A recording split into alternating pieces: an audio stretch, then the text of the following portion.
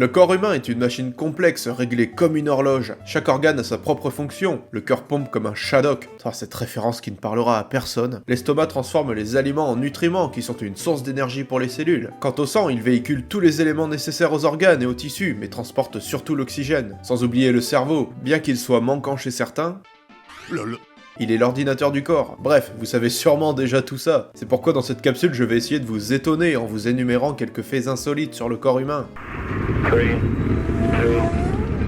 all engines running. Salut les jeunes, je suis Tillingast et aujourd'hui on rejoint l'équipe d'Il était une fois la vie. Commençons à l'origine de toute chose. Tout d'abord, il y a eu le Big Bang et la formation des étoiles, et puis Ça va, on a compris. La base de tout organisme vivant est l'acide désoxyribonucléique, plus connu sous le nom d'ADN, qui compose notre génome humain, ou le matériel génétique propre à notre espèce. Notre génome contient 23 molécules d'ADN, appelées chromosomes, que l'on retrouve dans chaque cellule du corps. Sachant que nous disposons de 37 billions de cellules, et que la taille moyenne d'une molécule d'ADN est d'environ 5 cm, si l'on plaçait toutes ces molécules bout à bout, on atteindrait une longueur totale de 2 × 10 puissance 14 mètres, ce qui est largement suffisant pour faire 17 allers-retours entre le Soleil et Pluton. Ouais, rien que ça. Nous connaissons tous un maniaque de la propreté qui ne jure en permanence que par le gel hydroalcoolique, comme si à n'importe quel contact extérieur sa vie était en danger. Eh bien désolé pour lui, car à l'intérieur du corps c'est une vraie mine à bactéries. Vous vous rappelez des 37 billions de cellules humaines? Faites un petit x10 et vous tombez sur le nombre de cellules bactériennes dans notre organisme. Il y en aurait assez pour remplir une cruche de presque 2 litres. Attendez avant de boire du gel hydroalcoolique,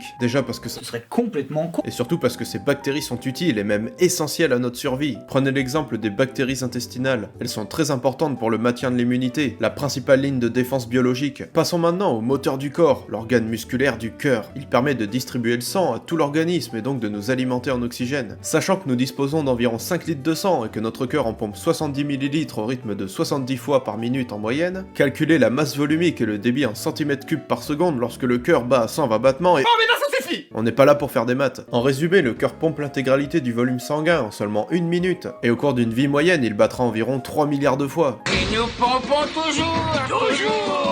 Si cette capsule vous a appris quelque chose, n'oubliez pas de vous abonner et de clocher, vous connaissez la chanson. Quant à moi, je vous retrouve dans une prochaine vidéo. Salut les jeunes!